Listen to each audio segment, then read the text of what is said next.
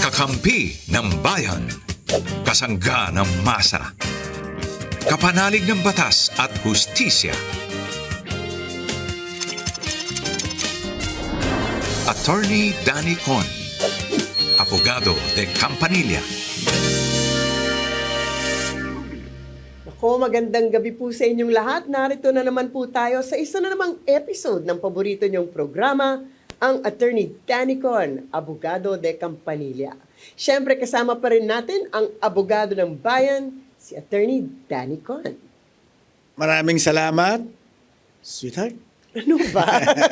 Sa, Masyado kang matamis, ha? baka dapat meron akong bibigay sa iyong pangalan. Kasi ako, Attorney Danny Con, Abogado de Campanilla.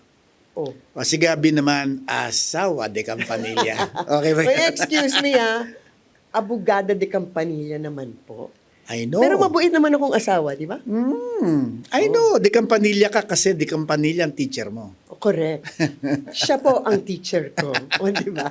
Pero tulad ng sinabi mo, saka na natin yan ikikwento sa kanila. Mahabang usapan yan. Mahabang usapan yan. Pampelikula po kasi yung story namin eh. Kinakailangan talagang masa pelikula yon. Attorney Gabi as herself.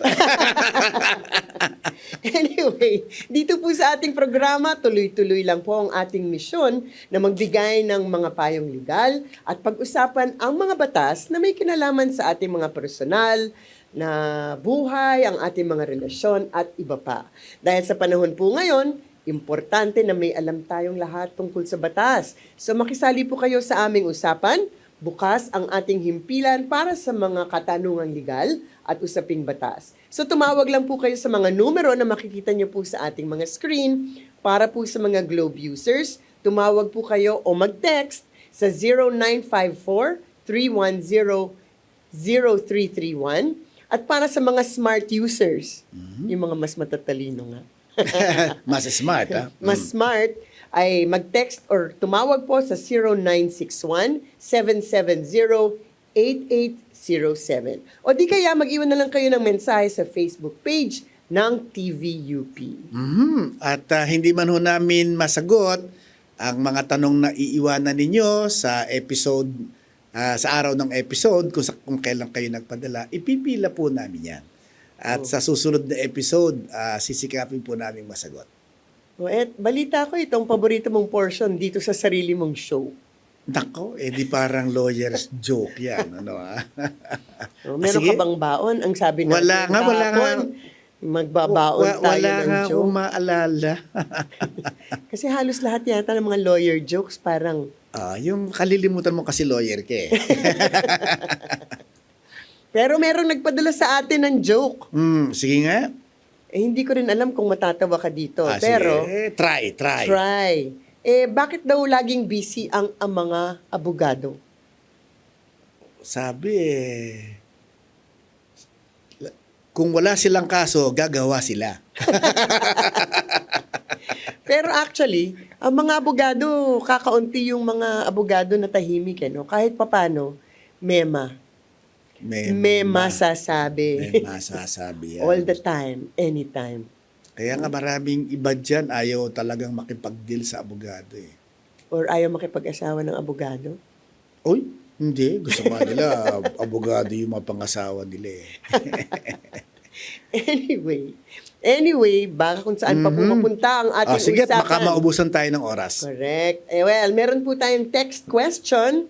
Diba? At ito ay galing kay Marcela. Naku, 19 years old pa lang si Marcela. Ano daw po ba ang ibig sabihin ng deed of donation? At ano daw ang pagkakaiba nito sa last will and testament? Nako. Yung pong deed of donation, ano po yun? Regalo. Okay, donasyon po yun. Pag sinabi nating donasyon, bibigyan po kayo ng property ng libre.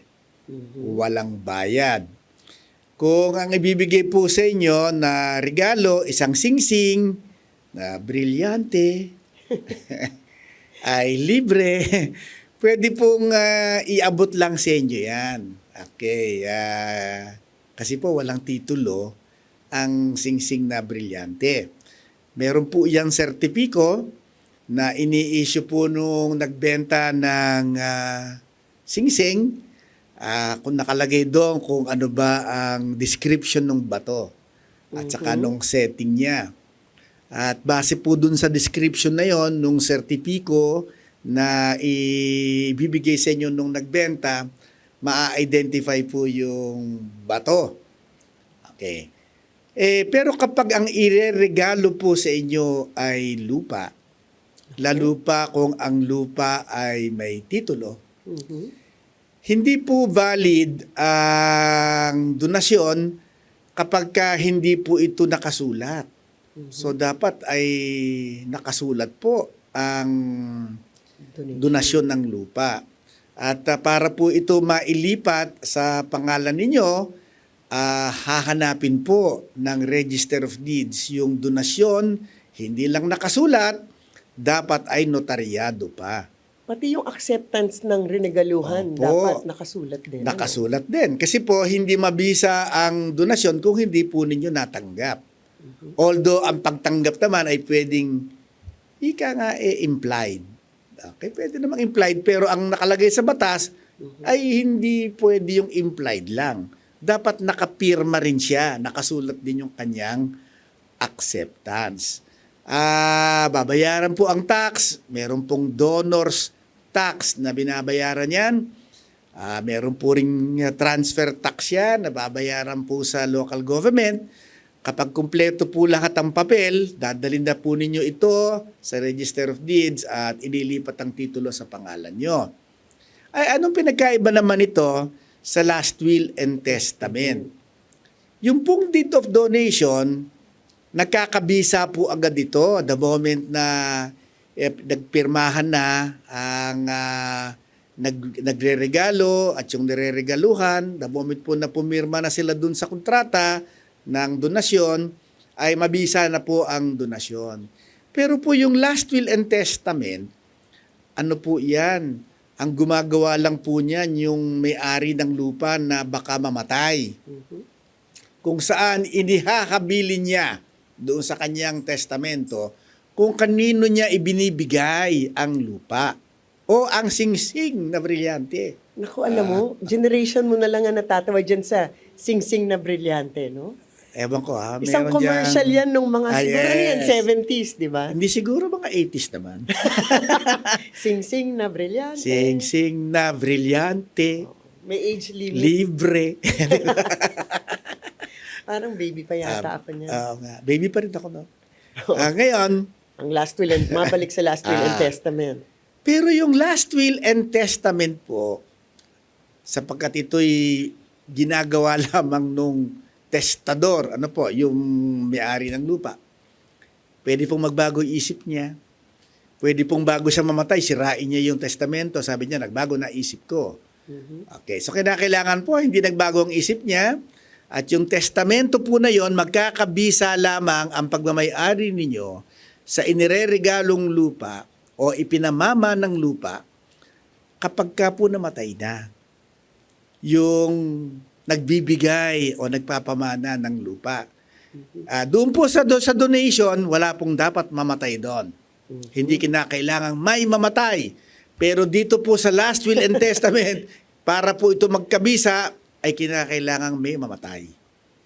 At saka syempre marami pang mga condition yung last will and testament. Marami Kung yan. iisa na lang yung lupa mo, Dako, marami ho yan. Madiwara at yan. 100 ng mga compulsory heir mo, hindi pwedeng ibigay mo sa ibang tao. Pwede hong naibigay na sa inyo, maski naman yung deed of donation. Basta ho naibigay sa inyo, hindi ho nangangahulugan na forever inyo yan. Kasi ho, pagka nagtuos na doon sa mga properties na naiwanan nung nagregalo sa inyo, lumabas na mas marami pa kayong tinanggap dun sa mga anak niya. Nako, magbabawian po tayo ng donasyon yan. Kasong malinaw yan. Kaya nga sinasabi, kung hindi ko mo binigay, forever. Hindi ho. Kasi pwede hong mabawi kung yung binigay sa inyo, sobrang laki kaysa dun sa dapat ipinamana niya sa kanyang mga anak. Okay. Alam na alam po yan ni Attorney Danicon kasi yan ang tinuturo niya, ang mga mana. Diba? Succession. Succession. Pero ito pa, Attorney Danicon, parang ang weird, no? Tinatawag kitang Attorney Danicon. Sige, asawa di Campanilla. Text question number 2, galing naman po kay Mark, na 55 years old, galing po sa Quezon Province. Ay, ang bata pa, no? 55. Oo, yung isa kanina, 19 lang nga, nagtatanong na tungkol sa Ay, donation. ang tawag doon, musmus.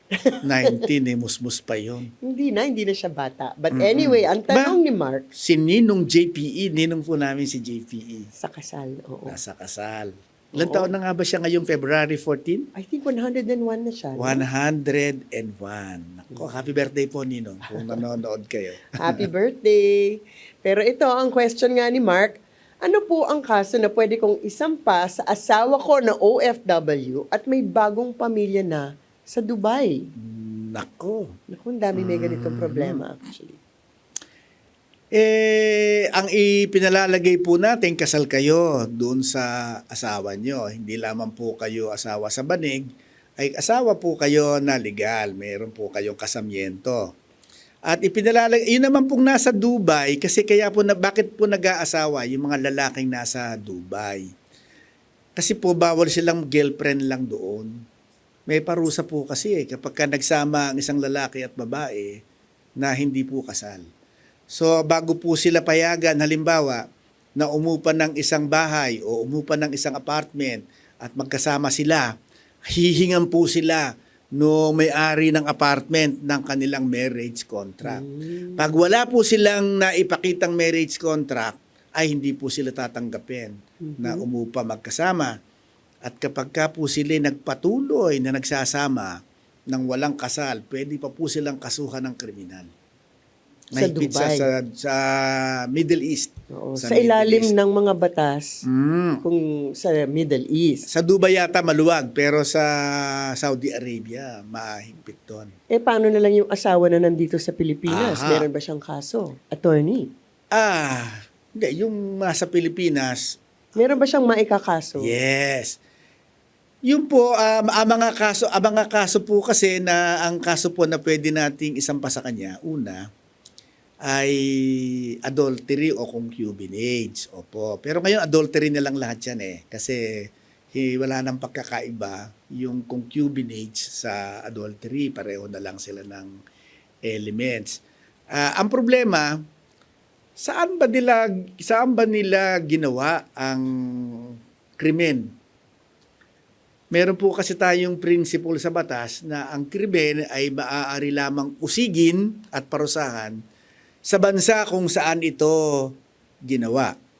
Territorial. Territorial po kasi ang krimen ay territorial. Sasabihin nila ay hindi naman po namin sa Pilipinas ginawa. Kung ano man ang krimen na ginawa namin ay sa Dubai po namin ginawa. Kaya hindi po kayo makakapagsampa sa amin ng kriminal. Okay. Oo. Pero pwede pong magsampa kayo ng kasong sibil. Ano Well, kaya yung mga kasong sibil na pwede nilang isampa asawang de Campanilla? Wow, ako ngayon tinatanong mo ha. Well, Para hindi. maipakita na natuto ka sa akin. Well, kung talagang ayaw niyo na sa asawa niyo, di ba? Para kwentas claras ang relasyon ninyo, ground for legal separation ang infidelity or yung pagkuha ng isa pang kasal sa ibang bansa, di ba? Yung Grabe, bigamy. okay. Or yung second marriage, kahit na ito ay sa ibang bansa, ito ay maaaring ground for legal separation, halimbawa. Kaya lang, ang problema doon, kapag kayo nag-file ng legal separation, baka hindi na dumating ang sustento. Iba naman ang problema na yan, abogado de Campanilla. In fact, maraming mga asawang naiwanan sa Pilipinas, ang hinahayaan lang yan kasi ayaw nilang maputol ang sustento. Dahil ang sasabihin ng asawa, kaya ako namang ginawa dito yan, kasi para maging maayos ang lagay ko dito. Sabi mo, bakit ka nag-girlfriend? Oo nga. Bawal naman. mag-girlfriend. Bawal yung may girlfriend. Grabe, ikaw parang medyo meron kang pinapanigan ng Bawal yan. hindi nasa saayon. Bawal Sa magka-girlfriend. batas. Oo. Ah. Diba? Kasi Dapat may ang asawa priority ka, ang bawal magka-girlfriend. kung kanino ka sumumpa ng forever. Tama. Sige. Oo. Ha? So, ang kaso, legal separation, ano? Damages. Pwede ba damages dyan? Or, well, pwede ring maging ano yan, ha?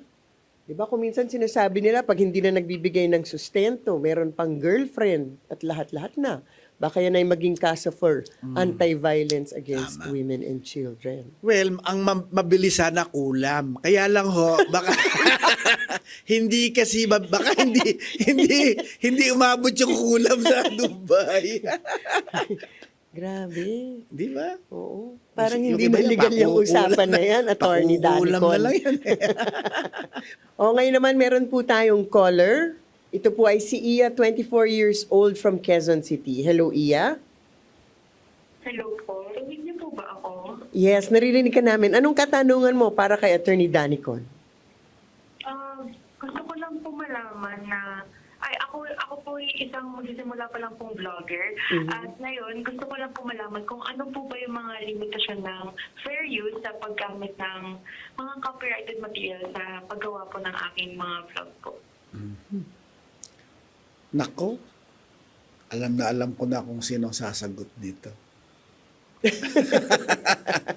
Sige nga.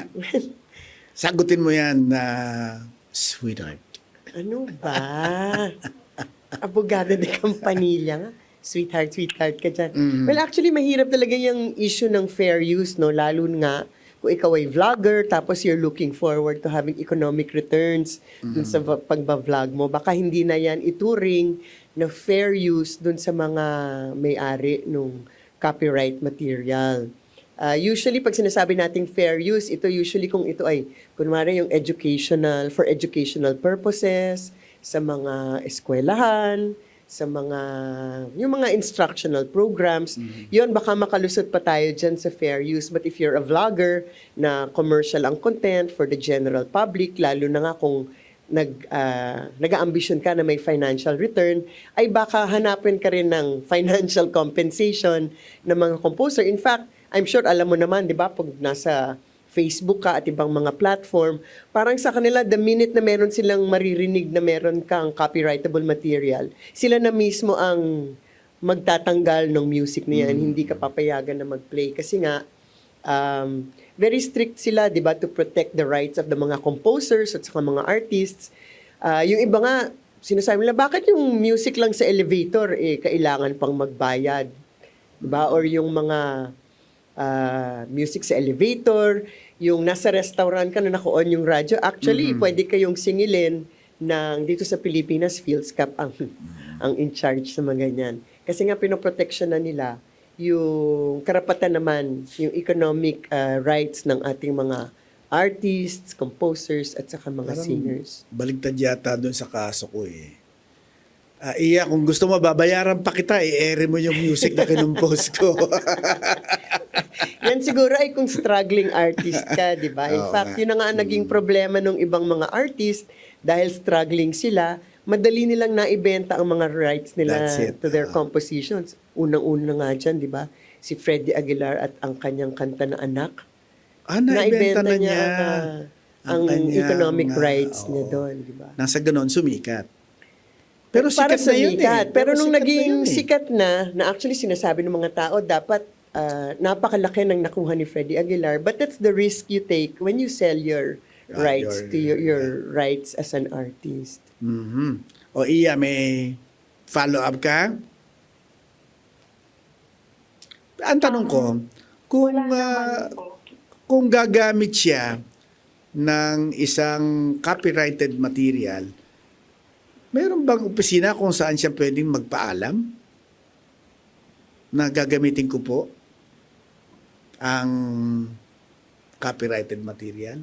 Now, if somebody wants to use Ah. copyrighted material. Kamukha niya, si Iya, suppose she wants to use a copyrighted material in her blog. Meron bang opisina na pupuntahan siya para magpaalam? Usually, well, she can check sa Intellectual Property Office. Pero pag copyrighted material, medyo mahirap kasi yung copyright from the moment of creation, nandyan na yung karapatan. You don't need to register para ma-enforce mo yung mga karapatan mo. Halimbawa, alam ko naman, itong kantang ito, kinompose ng artist na ito. Gusto ko magpaalam sa kanya. na pwede ho bang magamit ko yung part nung... Yan ang pinakamaigi, I think. Hindi, pero ano ba to? Saan pa, ako yun, kung halimbawa ako si Iya, may opisina ba na pupuntahan ako para makapagpaalam na magamit ko ang part ng isang composition? Walang ganong opisina. Ang alam ko, kunwari nga sa Pilipinas, yung PhilSCAP in charge siya for Ah, most of the artists and the okay. composers. For foreign music, hindi ko lang matandaan ngayon kung ano yung organization. For foreign music, meron din parang umbrella organization yan. Pero hindi ko alam kung paano kung hindi sila miyembro ng mga organization I see. na yun. Pero the best, of course, is kung alam mo kung sino yung composer, ay mag-reach out ka at humingi ka ng consent straight from them. That's the only way to I see. to fix it. Or baka sa internet, ano? Baka pagka nag-search ka sa internet, makita mo kung paano makakahingi ng consent mula doon sa artist na may-ari ng copyright. Kasi ayoko namang i-advise sa iyo na tirahin mo ng tirahin yan at tingnan natin kung may magpapatigil. Di ba parang hindi magandang advice naman yun? Di ba, Sweetie Pie? Hindi. Hindi talaga magandang advice yan kasi nga ang monitoring ngayon ay because of technology, di ba? Ang dali na nilang mahanap yung mga gumagamit ng copyrightable material. Kasi Kaya ang pagka halimbawa, sabi ni Iya, hindi ko alam kasi saan ako magpapaalam. Sige, inilabas ngayon niya sa vlog niya. May crime ba yun? Wala naman, ano? Ng alin? Ginamit niya, hindi na nagpaalam. A violation ng copyright. Pero crime ba yun? Wala namang kulong yun. May penalty. May penalty. Yun. Yun. So maraming salamat sa iyo, Iya. Kung may follow-up question ka, Salamat din po, attorney. ay, thank you. Ipagpatuloy mo lang yung vlogging na yan kasi yan talaga ang, kung ako lang gusto kong matutong mag-vlog eh.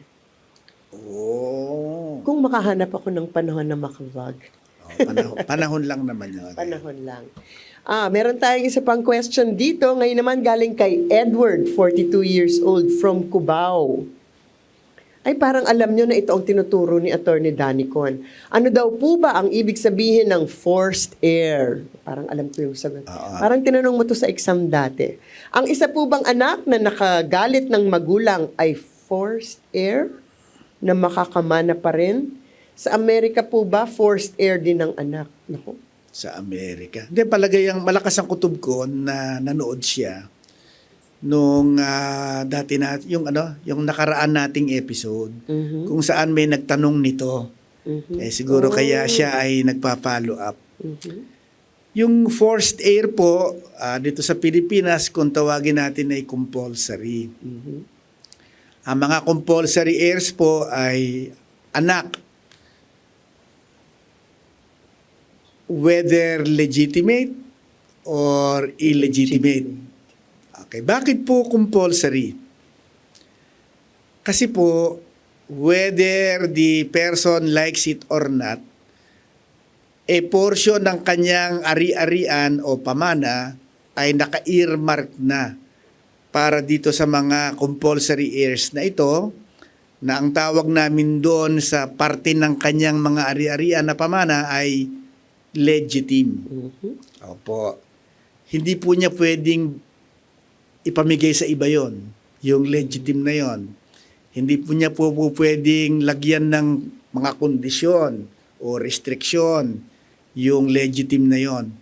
Ang nakareserba po na legitim ng kanyang mga anak na legal o legitimate ay kalahati ng kanyang ari-arian, ng estate po niya pag namatay siya. Kalahati nung estate niya, nakareserba na agad yon doon sa kanyang mga legitimate na anak. At paghahatian po yan equally nung kanyang mga legitimate na anak. Ano naman yung sa illegitimate?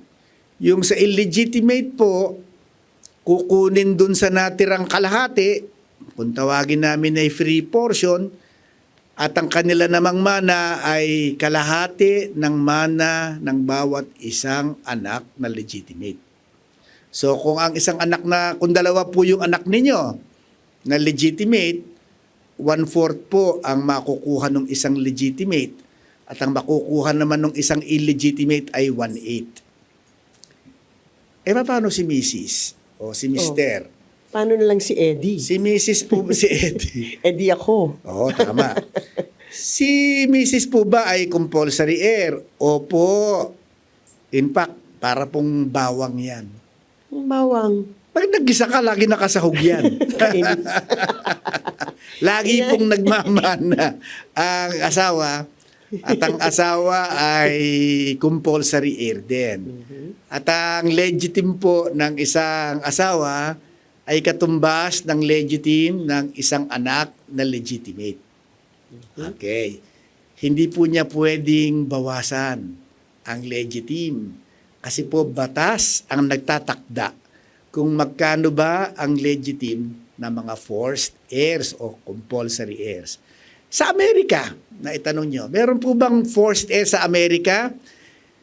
Hindi po sa lahat ng bansa. Kasi po may mga, state. May mga state po na walang system of legitims. In fact, doon po, pwedeng sa ibang state, pwede pong ipamigay lahat nung namatay ang kanyang ari-arian, maski kanino niya gusto. At kung minsan pwede nga sa aso, di ba? Oo. O sa pusa. Kasi dito sa Pilipinas, bago po maging mabisa ang manahan, kinakailangan na tanggapin nung tagapagmana ang kanyang mana. Kung pusa kasi yung nagmana, tatanungin natin yung pusa, do you accept? Sasabihin ng pusa, meow. Kaya sa Pilipinas, hindi po pwedeng magmana yung pusa o yung aso. Kasi hindi Walang nila legal personality sa atin ang mga... Ngayon, tanungin mo ako, pwede ba bigyan natin ng guardian? Yung pusa o yung aso? Okay. Para yung guardian. Pwede ba nating ang bigyan ng tumanggap? guardian ang pusa? Ayan, tinatanong na kita. Pwede bang bigyan ng guardian ang pusa o ang aso? Wala po nakalagay sa batas na bawal. Pero wala rin nakalagay sa batas na pwede. Pero pwede nating sabihin na only natural persons o mga human beings ang pwede Pwede magkaroon bigyan ng ng mana. guardian. Okay, bigyan ng mana. Kaya lang, mga korporasyon po pwede maging tagapagmana. A corporation may be an heir. Okay. So, yun po ang forced heir sa Pilipinas. Ang tawag natin dyan ay compulsory heirs. Sila po ang asawa, Mga anak. mga anak na legitimate, mga anak na illegitimate. Kung wala pong anak na legitimate, pwede po yung nanay at tatay. Mga magulang. Mga magulang. Okay. Yan. Pero tandaan, ang asawa palaging kasali. Ay, bawang nga, bawang.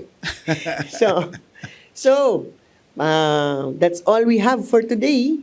Di ba? Ang bilis ng panahon Bilis ng panahon. Sabi-sabihin, uwian na. Sweetheart. Parang John and Marcia.